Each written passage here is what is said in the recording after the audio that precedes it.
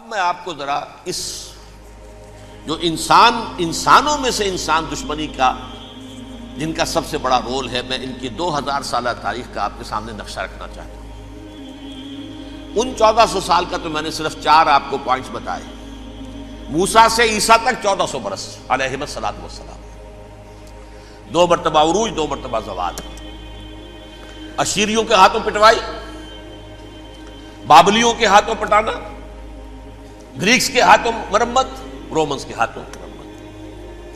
یہ جو 2000 سال ہیں، کیونکہ اب تو ظاہر بات ہے 21ویں صدی شروع ہو گئی، 20 صدیاں حضرت مسیح کو پوری ہو گئی۔ پہلی بات نوٹ کیجئے، حضرت مسیح کی پیدائش ہے سن 1 قبل مسیح۔ یہ نقطہ آپ نے کبھی سنا ہے یا نہیں؟ جب ملینیم کا سلسلہ شروع ہوا تھا پچھلے سال، تو میں نے بیان کر دیا تھا کہ ایک عجیب حساب کے اندر انہوں نے غلطی کی ہوئی ہے۔ حضرت مسیح کی پیدائش ہوئی 25 دسمبر کو، سن انہوں نے شروع کر دیا، جو اس کے بعد جنوری آئی تو پہلا سال شروع ہو گیا۔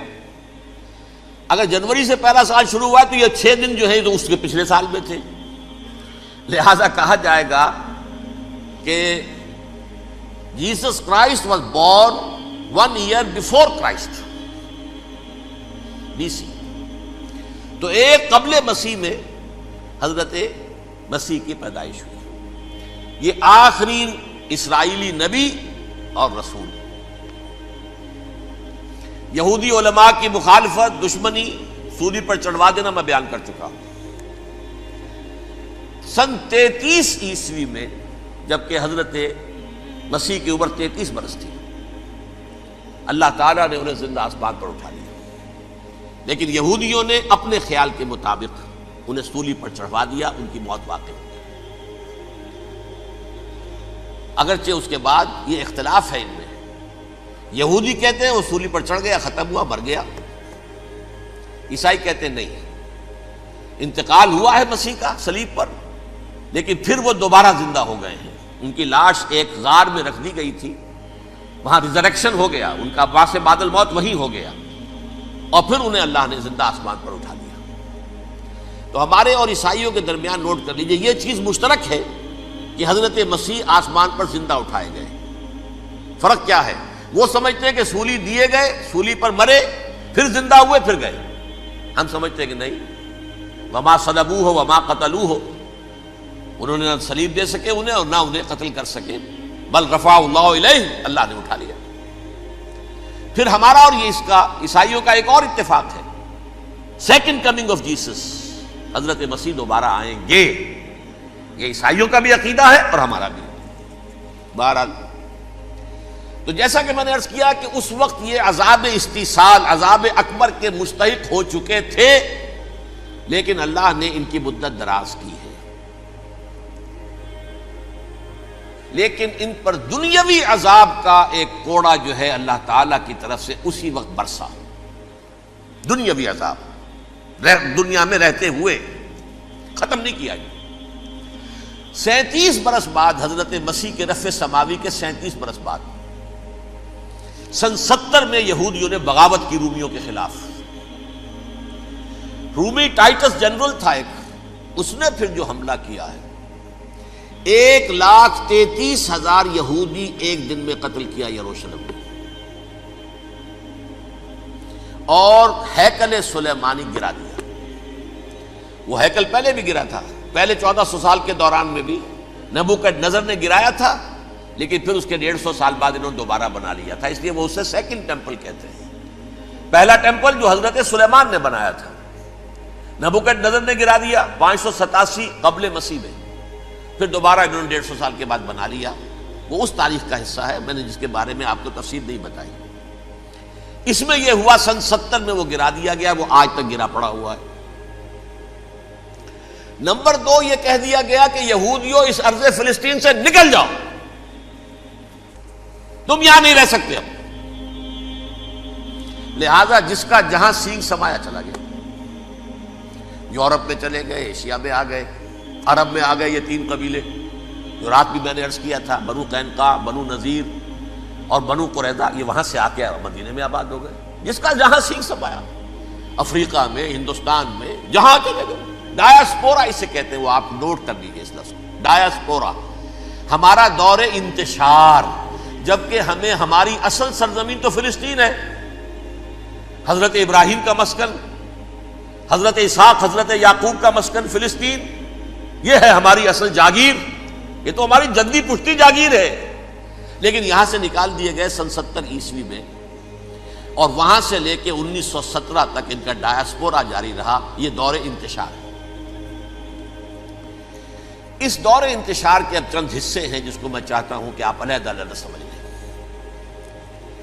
دور انتشار کا جو پہلا جو ہے تقریباً 300 برس، رومی حکمران تھے، وہ یہودیوں کے بھی دشمن تھے اور عیسائیوں کے بھی دشمن تھے، عیسائی اور یہودی ایک دوسرے کے بھی دشمن تھے، لیکن رومی سمجھتے تھے کہ یہ ایک ہی تھیلی کے چٹے بٹے ہیں۔ رومیوں کے نزدیک عیسائی بھی یہودیوں ہی کا ایک فرقہ تھے، کوئی علیحدہ مذہب تو تھا ہی نہیں،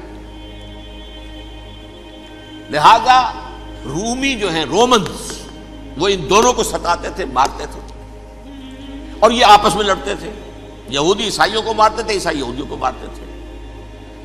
یہ ہے 300 برس تک کی تاریخ۔ سن 300 عیسوی میں کیا ہوا؟ ایک معجزہ ہو گیا۔ بہت عظیم ایمپرر کانسٹینٹائن، قسطنطین اعظم، رومن ایمپررز میں سے بہت بڑا ایمپرر، وہ عیسائی ہو گئے۔ اب تو معاملہ بالکل تلپٹ ہو گیا، پوری سلطنت عیسائی ہو گئی۔ اب عیسائیوں کے عیش ہو گئے اور یہودیوں پہ مار پڑنی شروع ہوئی۔ اب عیسائیوں کا آپ خود سوچئے کہ جنہیں وہ خدا بنا بیٹھے ہیں، خدا کا بیٹا قرار دے رہے ہیں، ان کے قاتل کون؟ یہودی بدماش۔ لہذا ان کی وہ پٹائی شروع ہوئی ہے یورپ میں، پوری رومن امپائر میں انہیں ذلیل کیا گیا، شہروں میں آمد بند، علیحدہ رہو، گھیٹوز کے اندر رہو۔ یہودی کا نام جو ہے وہ گالی بن گیا، جیسے آج بھی یہودی گالی کہتے ہیں، جیسے خنزیر کا لفظ، آخر وہ بھی اللہ کی مخلوق ہے، لیکن آپ کو معلوم ہے کوئی شخص زبان پر نام نہیں لانا چاہتا خنزیر کا، سور کا، ہے تو مخلوق، وہ بھی ایک حیوان ہے۔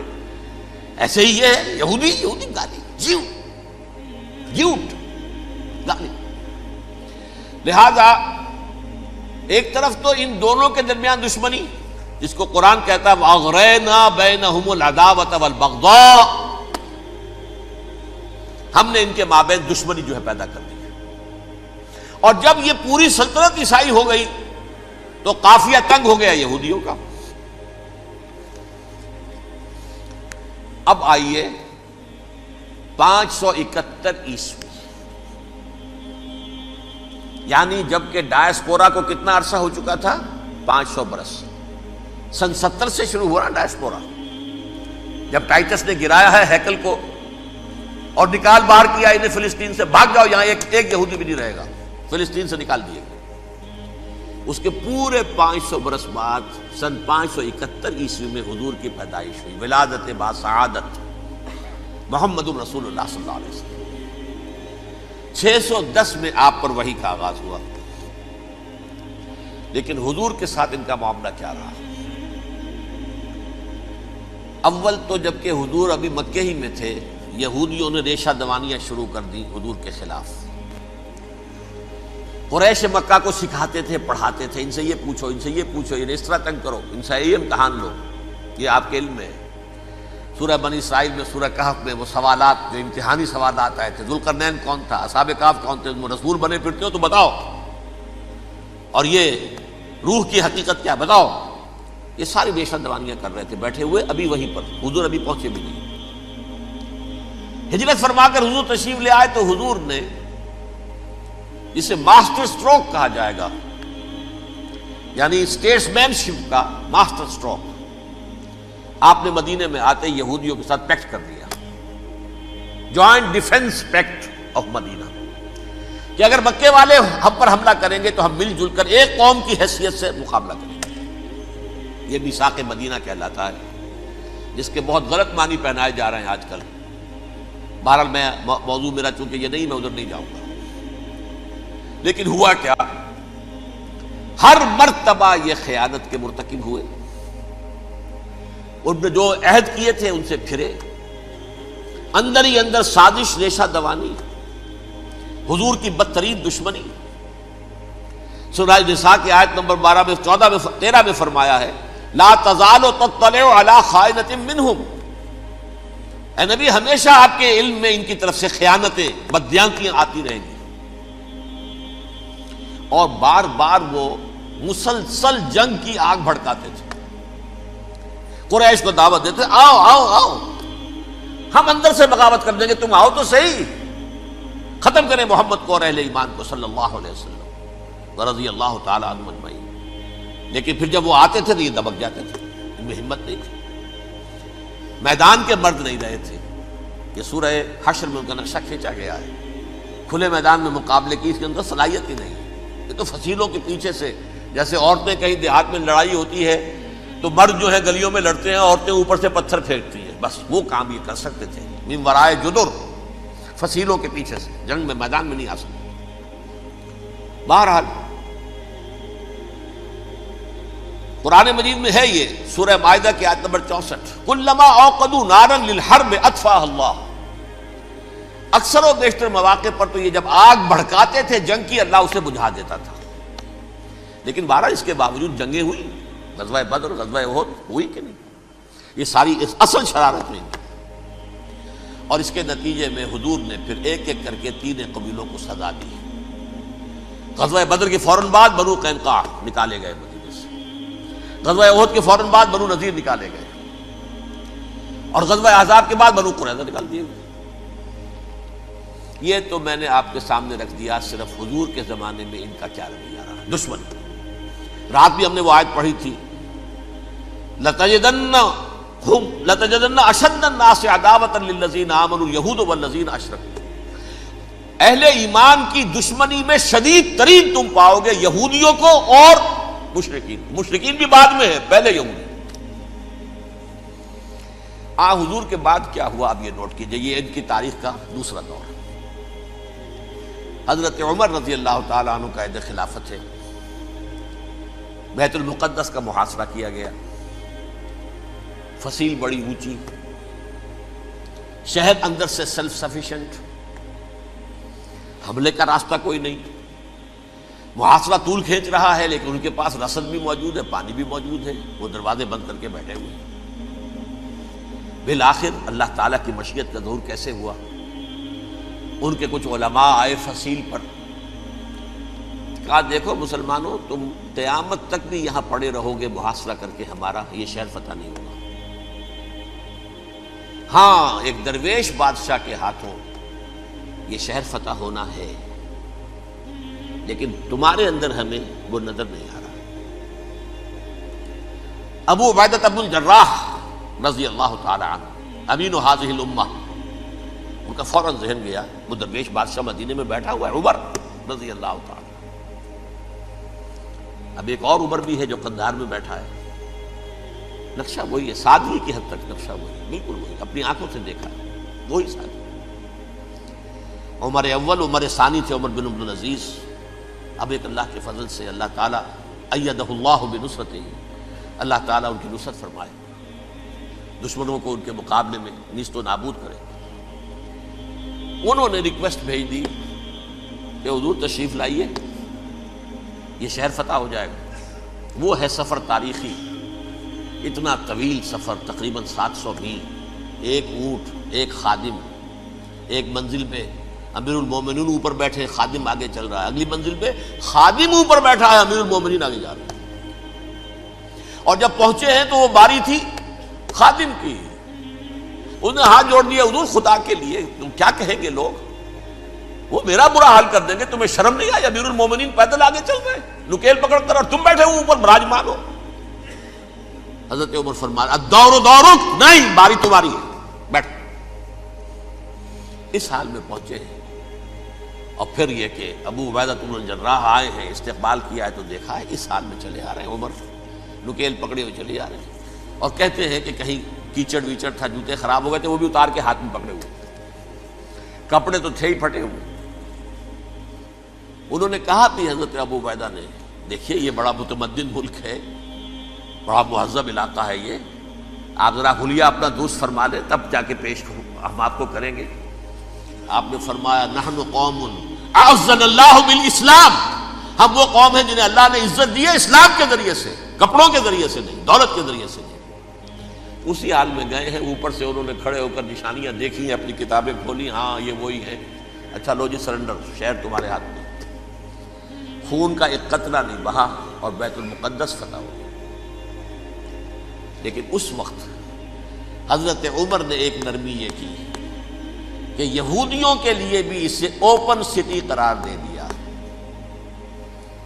یہ احسان عظیم حضرت عمر کا، اس سے پہلے یہودی آ ہی نہیں سکتا تھا، داخل ہی نہیں ہو سکتا تھا، وہاں وہ آ کر وزٹ نہیں کر سکتا تھا، زیارت نہیں کر سکتا تھا اپنے مقدس مقامات کی۔ حضرت عمر نے یوں سمجھیے کہ تقریباً 550 برس کے بعد ان کے لیے راستہ کھولا ہے کہ ہاں تم آ سکتے ہو، زیارت کر سکتے ہو۔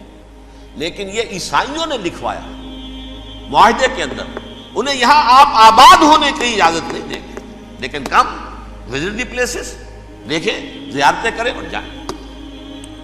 یہ معاہدہ حضرت عمر کا ہے رضی اللہ تعالیٰ، جو پھر خلافت راشدہ کے بعد بنو امیہ نے بھی اس کو آنر کیا، بنو عباس نے کیا۔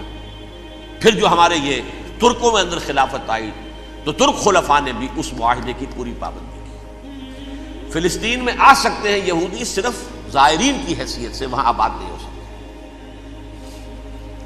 اب آئیے اگلا دور آیا حضرت عثمان کا دور خلافت۔ یہ ہے وہ وقت کہ اب یہود نے امت مسلمہ کی پیٹھ میں چھرا گھونپا۔ وہ کیسے؟ ایک یہودی عبداللہ ابن سبا اسلام کا لبادہ اوڑھ کر آ گیا،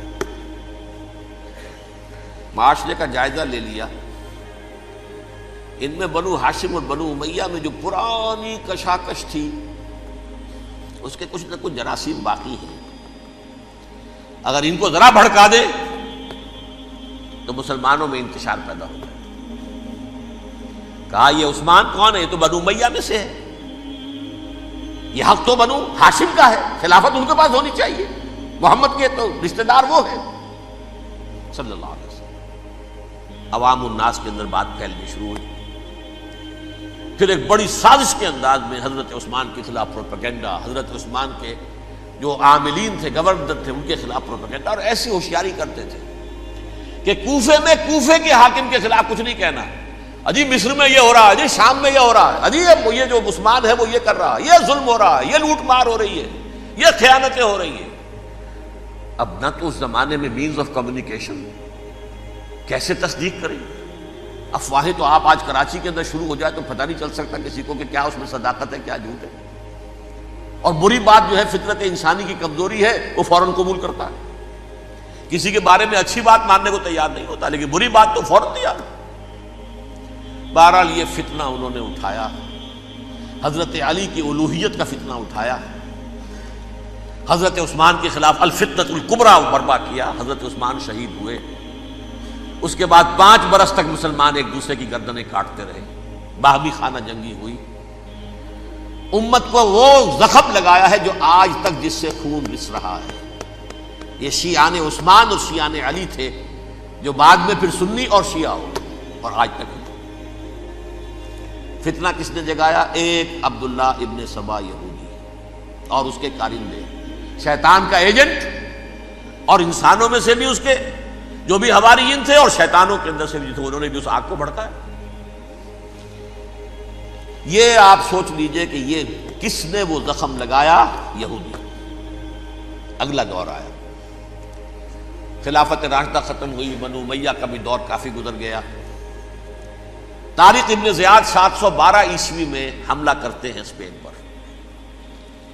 اسپین اس وقت عیسائیت کا بہت بڑا گڑھ، بڑے کٹر ترین عیسائی جو ہے وہ اسپین میں تھے، لہذا یہودیوں کی وہاں بہت پٹائی ہوتی تھی، یہ میں بتا چکا ہوں، دشمنی تھی، یہ تو چلی آ رہی تھی عیسائیوں کے ہاتھوں یہودیوں کی، وہ تو سن 300 عیسوی سے ایمپرر کانسٹنٹائن کے بعد سے شروع ہو گئی تھی۔ اس حوالے سے یہودیوں نے اس وقت چالاکی یہ برتی، کچھ راستے واسطے بتائے، کچھ مدد کی طارق ابن زیاد کی۔ طارق ابن زیاد نے انہیں اپنا محسن سمجھا، ہسپانیہ فتح ہو گیا تو یہودی چونکہ محسنین کی فہرست میں آ چکے تھے، انہیں بہت اقتدار نصیب ہوا، بڑی سپورٹ مسلمانوں نے دی۔ ان کے بڑے بڑے علماء جو ہیں اسی دور کے اندر پیدا ہوئے، بڑے بڑے تھنکرز ان کے اسی دور میں پیدا ہوئے۔ بن گوریون جو کہ ایک وزیر اعظم تھا اسرائیل کا، اس نے یہ لکھا ہے اپنی کتاب میں، Muslim Spain was the golden era of our diaspora, وہ ڈائسپورا جو 70 عیسوی سے شروع ہوا تھا اور 1917 عیسوی تک جاری رہا ہے، اس میں سے گولڈن ایرا ہمارا جو تھا وہ مسلم اسپین تھا، ہسپانیہ میں بیٹھ کر ہم عیش کیے۔ لیکن وہاں سے انہوں نے اور جو کچھ کیا، یہ تو داستان کے تو بہت سے گوشے ہیں، لیکن میں جس اسٹریٹ لائن میں چل رہا ہوں اس کے اعتبار سے ایک بات سمجھ لیجیے، وہاں بیٹھ کر انہوں نے اب عیسائیت کی پیٹھ میں چھرا گھونپا، پروٹیسٹنٹ مذہب پیدا کیا، تقسیم کر دیا، جیسے شیعہ سنی کی تقسیم، عبداللہ ابن سبا، رومن کیتھولک اور پروٹیسٹنٹ کی تقسیم، یہودی علماء۔ ہوتا کیا تھا، ہسپانیہ کی یونیورسٹیاں ہیں، کارڈووا میں ہے، ٹولیڈو میں ہے، گریناڈا میں ہے، غرناطہ، قرطبہ، تولیتلا، اور وہاں آتے تھے لوگ، فرانس سے چلے آ رہے ہیں نوجوان پڑھنے کے لیے، جرمنی سے چلے آ رہے ہیں، اٹلی سے چلے آ رہے ہیں، 3 ہی ملک قریب ترین پڑھتے ہیں سینٹرل جو یورپ کے ہیں۔ یہاں پر جو ہے وہ اسلام جو نور پھیلا رہا تھا اس سے بھی مستفیض ہوئے، جہالت کے جو ہے پردے ان کے وہ چھٹے، اس کے ساتھ ہی وہ یہودی وہاں ان کے اندر جو جراثیم داخل کر رہے تھے وہ اس عیسائیت کے خلاف بغاوت تھی، جو اس وقت دنیا میں عیسائیت اس وقت تھی، پوپ کا راج تھا دنیا میں اس وقت، یورپ میں جو عیسائیت تھی اس میں ایک طرف بادشاہ تھے، لیکن بادشاہوں کی حیثیت وہاں پر یوں سمجھ لیجئے کٹ پتلیوں کی تھی، اصل قوت پوپ کے ہاتھ میں تھی۔ اور پوپ کو انہوں نے جیسے قرآن نے کہا اتخذوا احبارهم ورهبانهم اربابا من دون اللہ، کیونکہ سینٹ پال نے شریعت موسوی ساقط کر دی تھی تو اب شریعت تھی ہی نہیں، پوپ کو اختیار تھا جس چیز کو چاہے حلال قرار دے دے، جس چیز کو چاہے حرام قرار دے دے۔ اتخذوا احبارهم ورهبانهم اربابا من دون اللہ۔ انہوں نے کہا صاحب یہ پوپ کس بلا کا نام ہے، یہ بھی انسان ہے، بات تو ٹھیک تھی نا، اصل حیثیت تو کتاب کی ہونی چاہیے، ڈیوائن بک، دی ریویلڈ اسکرپچر، لہذا یہ کتاب ہر شخص پڑھ سکتا ہے، کوئی پوپ کے باپ کو جو ہے کوئی اس کے لیے پروپرائٹری رائٹس تو نہیں ہے کہ صرف پوپ پڑھ سکتا ہے یا پادری پڑھ سکتے ہیں، ہم بھی پڑھ سکتے ہیں، ہم بھی سمجھ سکتے ہیں۔ یہ باتیں تھی کہ جن کو بڑھا چڑھا کر بیان کر کے اور پوپ کا اقتدار ختم کرا دیا اور توجہ مرکوز کر دی بائبل کی طرف۔ اب بائبل میں بڑا حصہ تو اولڈ ٹیسٹامنٹ کا ہے، نتیجہ کیا ہوا، یہود کی عظمت پروٹیسٹنٹس کے نزدیک مسلم ہو گئی۔ اصل قوم تو یہ ہے، وہ دشمنی بدلی کہ نہیں بدلی،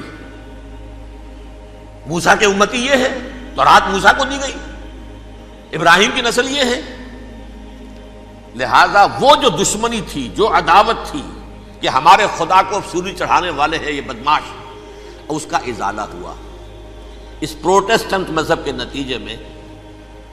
یہ میں اب آپ کو بتاتا ہوں کہ ایک نتیجہ وہ نکلا ہے جسے برٹرنڈ رسل نے بیان کیا ہے، اس کی کتاب ہے ان پریز آف آئیڈلنس، صفحہ 108۔ وہ لکھتا ہے the Christians retaining the Judaic belief in special revelation added to it the Roman desire for worldwide domination and the Greek taste for metaphysical subtleties. The combination produced the most fiercely persecuting religion that the world has yet known. یہ 3 چیزیں آ کر عیسائیت میں مل گئی۔ ایک تو جب یہ اولڈ ٹیسٹامنٹ جو ہے وہ ان کے ہاتھ میں آ گئی، اور اس کے میں کچھ آپ کو بتا دیتا ہوں کہ اولڈ ٹیسٹامنٹ کی تعلیمات، کیونکہ یہ اولڈ ٹیسٹامنٹ جو ہے یہ محرف تھی، اصل تورات تو گم ہو گئی تھی 587 قبل مسیح میں، جب پہلی مرتبہ ہیکل جو ہے تباہ ہوا ہے اس وقت ختم ہو گئی تھی۔ اس کے کوئی 150 سال کے بعد انہوں نے یادداشتوں سے مرتب کر کے لکھی ہے، اب اس میں ان کے اپنے خیالات، اپنے امانی، اپنی توجیحات وہ شامل ہو گئی۔ لہذا میں آپ کو حوالے دیتا ہوں، اس کتاب کے اندر مظالم کی جو تعلیم دی گئی ہے، اہل کتاب نے اپنے مظالم قتل عام کے جواز کے لیے تورات میں تبدیلیاں کی اور پیغمبروں پر دہشت ناکی اور بدترین حرام کاری کے الزامات لگائے. سنیے، پہلا حوالہ ہے یہ گنتی باب 31 آیات 17-18. اس لیے ان بچوں میں جتنے لڑکے ہیں سب کو مار ڈالو، اور جتنی عورتیں مرد کا منہ دیکھ چکی ہیں ان کو بھی قتل کر ڈالو، لیکن ان لڑکیوں کو جو مرد سے واقف نہیں اور اچھوتی ہیں اپنے لیے زندہ رکھو. یہ کسی اللہ کی کتاب کا یہ جملہ ہو سکتا ہے؟ کسی ریویل بک کا؟ اور سنیے، یہ ہے استثناء ڈیٹرانومی باب 20 آیت 16-18. پر ان قوموں کے شہروں میں جن کو خداوند تیرا خدا میراث کے طور پر تجھ کو دیتا ہے، کسی ذی نفس کو جیتا نہ بچا رکھنا، جیسا خداوند تیرے خدا نے تجھ کو حکم دیا بالکل نیست کر دینا. مرد، عورتیں، بچے، بوڑھے سب ختم. یہ کتاب مقدس ہے. اور سنیے، سموئیل باب 27 آیت نمبر 9. اور داؤد نے اس سرزمین کو تباہ کر ڈالا اور عورت مرد کسی کو جیتا نہ چھوڑا. نمبر 4، ان سب آباد شہروں کو ماں، عورتوں اور بچوں کے بالکل نابود کر ڈالا. کتاب استثناء باب 3 آیت 6. یہ ہے جو کہہ رہا ہے برٹرنڈ رسل، کرسچینٹی میں آ کر اب یہ تین چیزیں شامل ہو گئی. ایک تو یہ باربیرین یہ تعلیم جو ہے، اور یہ مذہب کے نام پہ تعلیم، یہ کتاب مقدس کی تعلیم. نمبر 2، رومنز کے اندر جو ایک تمنا تھی ورلڈ ڈومینیشن کی، وہ عیسائیت کے اندر آ گئی. اس لیے کہ پوری رومن امپائر جو ہے عیسائی ہو گئی، تو اسے وراثت کے اندر ورلڈ ڈومینیشن کی جو ایک تمنا تھی وہ مل گئی. اور پھر یہ کہ انہوں نے جو توہمات تھے یونانیوں کے، ان کو بھی اپنے ہاں مختلف شکلوں کے اندر جمع کر لیا. ان تین چیزوں کا the combination produced the most fiercely persecuting religion that the world has yet known. اس کے نتیجے میں دنیا میں تاریخ انسانیت کے اندر جو بدترین خوخار ترین مذہب ہو سکتا ہے وہ شکل عیسائیت نے اختیار کی. اور اس کا مظہر عتم کیا تھا؟ نوٹ کیجیے، صلیبی جنگیں. ایک بات ٹائم ٹیبل کے اعتبار سے نوٹ کر لیجئے گا. فرسٹ ملینیم ختم ہوا، سیکنڈ شروع ہوا. ان کے 1000 سال ختم ہوئے تو 11ویں صدی میں سیکنڈ ملینیم شروع ہوا، تو پہلی صلیبی جنگیں ہوئی. لاکھوں مسلمان قتل کیے. صرف یروشلم کے اندر اتنا خون بہایا ہے کہ خود ان کے ہسٹورینز لکھتے ہیں کہ جب ان صلیبیوں نے جب گھوڑوں کے ساتھ وہ چل رہے تھے گلیوں میں، تو ان کے گھوڑوں کے گھٹنوں تک خون کی ندی بہ رہی تھی. جہاں سے گزرے ختم کرتے چلے گئے، آبادیاں کی آبادیاں ختم کر. اگرچہ اس کروسیڈ میں گیہوں کے ساتھ گھن بھی پیسا، یہودی بھی بہت مارے گئے. یہ فرانس سے، جرمنی سے جب یہ کروسیڈرز آ رہے تھے، 3000 میل کا سفر طے کر کے آئے تھے. سوچئے تو صحیح. اربن ثانی پوپ جو تھا، آگ لگا دی تھی اس نے پورے یورپ کے اندر. شرم سے ڈوب مرو، تمہارے مقدس علاقے مسلمانوں کے ہاتھ میں. انفیڈلز، یہ کافر، یہ مرتد، یہ ملحد. مسیح جہاں پیدا ہوا، مسیح کو جہاں سولی دی گئی، وہ کہاں ہے؟ ان کے ہاتھ میں.